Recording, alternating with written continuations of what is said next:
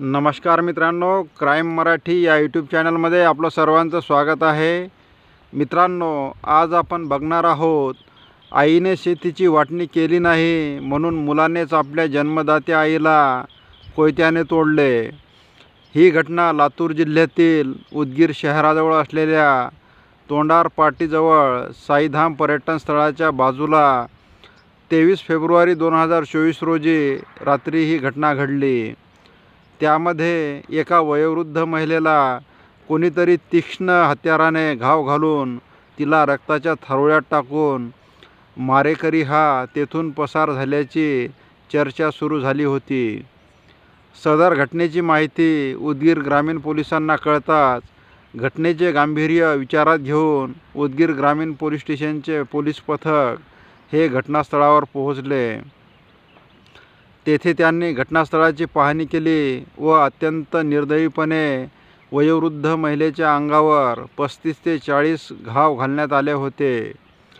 घटनेचे गांभीर्य लक्षात घेऊन पोलीस अधीक्षकांनी या खुनाच्या गुन्ह्याचा समांतर तपास करण्याच्या स्थानिक गुन्हे अन्वेषण विभागाला सूचना दिल्या. त्यांचे पथक लगेच घटनास्थळी दाखल झाले. घटनास्थळाच्या आजूबाजूचा परिसरही त्यांनी बारकाईने निरीक्षण केला. घटनास्थळापासून थोड्याच अंतरावर एका बाजूला साखर कारखाना तर दुसऱ्या बाजूला साईधाम हे पर्यटन स्थळ आहे.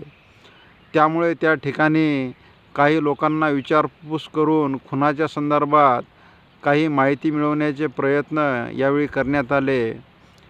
खून एका वयोवृद्ध महिलेचा झाला होता. त्या अनुषंगाने त्या खुनाच्या मागील कारण काय हे शोधल्याशिवाय खून कोणी केला हे सहजासहजी माहिती होणे शक्य नव्हते. त्यामुळे या वेगवेगळ्या पोलीस तपास पथकांनी आपापल्या परीने बातमीदार नेमले.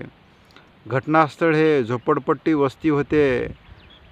पूर्वी या भागात अवैध दारू विक्रीच्या कारणाने सतत वाद होत होते. त्याचा तर काही धागादोरा या खून प्रकरणात नसावा ना, या दृष्टीने पोलिसांचा तपास सुरू होता. मात्र इतक्या निर्दयीपणे खून करण्याचे कारण काय हे कळत नव्हते. पोलिसांनी परिसर बारकाईने तपासल्यानंतर एका झुडपाच्या आड काहीतरी जाळले गेल्याचे चिन्ह दिसत होते.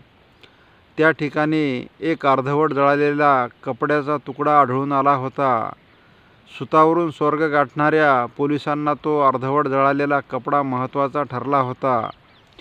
खुनाचे कारण शोधण्यासाठी पोलिसांनी मयताच्या संदर्भात आणि त्यांच्या परिवाराच्या संदर्भात अधिक माहिती मिळविण्याचा प्रयत्न सुरू केला होता. खून ज्या पद्धतीने करण्यात आला होता त्यावरून वृद्ध महिलेवर बलात्कार करून खून केल्याचा देखावा दिसत असला तरी पोस्टमॉर्टम रिपोर्टमध्ये तसं काहीही प्रकार घडला नसल्याचे कळाले होते. मयत व्यक्ती आणि तिचे मुले यांच्यामध्ये गेल्या अनेक वर्षापासून वाद होत असल्याच्या चर्चा परिसरात होत होत्या. त्याचा धागा पकडून पोलीस प्रशासनाने तपासाला गती दिली. मयत व्यक्ती सखुबाई तुळशीराम वाघमारे, वय वर्ष 60 यांच्या नावाने त्याच भागामध्ये 2.5 एकर शेती आहे. उदगीर शहराला लागून असलेल्या भागात सध्या जमिनीचे भाव चांगलेच वाढलेले आहे. जवळपास 2 ते $2.25 कोटी एकर अशा पद्धतीचा भाव असल्याची चर्चा तिथे सुरू आहे. याशिवाय त्या भागात प्लॉटिंगही सुरू झाली आहे. सखुबाई वाघमारे यांचा मुलगा प्लॉटिंगचा व्यवसाय करतो. आपल्या आईने आपली जमीन वाटून द्यावी अशी त्याची आईकडे मागणी होती. मात्र त्याच्या आईला वाटत होते की जमीन एकदा विकली गेली तर पुढची पिढी काय खाणार, या भीतीने सखुबाई त्यांना जमीन वाटून देत नव्हती. या कारणावरून आई आणि मुलामध्ये बऱ्याच वेळा वाद होत असल्याची चर्चा त्या परिसरातील ग्रामस्थांनी पोलिसांच्या तपास पथकाला सांगितली.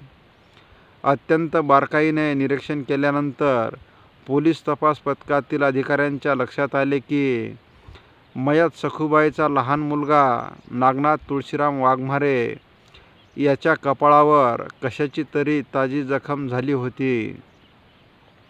त्या जखमेच्या अनुषंगाने पोलीस अधिकाऱ्यांनी नागनाथ यांच्याकडे चौकशी केली असता रात्री झोपताना पत्नीची बांगडी लागल्याचे त्याने पोलिसांना सांगितले. त्याच्या या बयानाची शहानिशा करण्यासाठी पोलीस पथकातील महिला अधिकाऱ्यांनी नागनाथच्या बायकोकडे चौकशी केली असता त्याच्या बायकोने सांगितले की माझ्या बांगड्या लागल्या नाहीत, आम्ही गेल्या 4-5 दिवसापासून एकत्र झोपलेलोही नाही, अशी स्पष्ट ग्वाही नागनाथच्या बायकोने पोलिसांना दिली.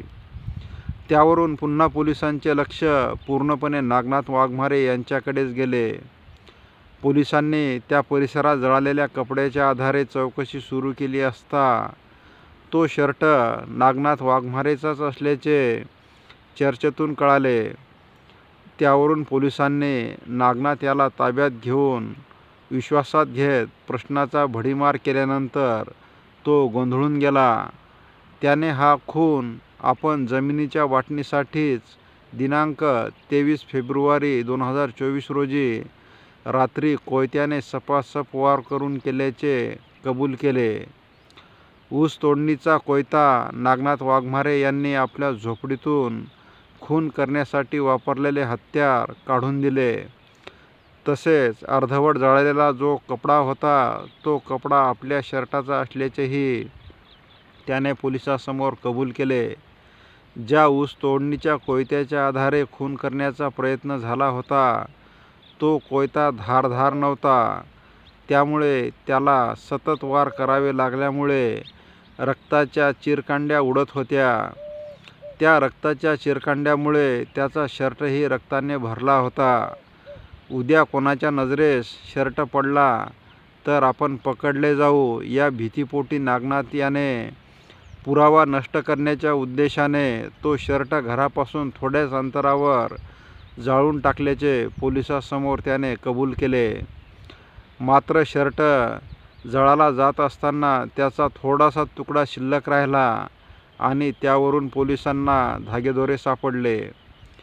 तब्बल 8 दिवसानंतर उदगीर ग्रामीण पोलीस स्टेशनचे पोलीस पथक व लातूर येथील स्थानिक गुन्हे अन्वेषण विभागाच्या पथकाने रात्रंदिवस ज्या खुनाचा तपास करत होते त्याला शेवटी यश आले.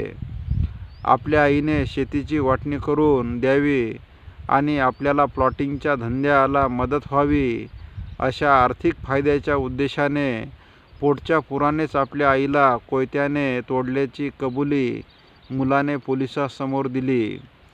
पोलिसांनी नागनाथ वाघमारे यांच्याविरुद्ध विविध कलमानुसार गुन्हा दाखल करून त्याला अटक करण्यात आली आहे. पुढील तपास पोलीस प्रशासन करीत आहे. मित्रांनो, तुम्हाला हा भाग कसा वाटला याबाबत आपण कमेंट करावे. तसेच दररोज नवनवीन व्हिडिओ पाहण्यासाठी क्राईम मराठी या यूट्यूब चॅनलला सबस्क्राईब करावे. पुन्हा भेटूया उद्या सायंकाळी 7 वाजता.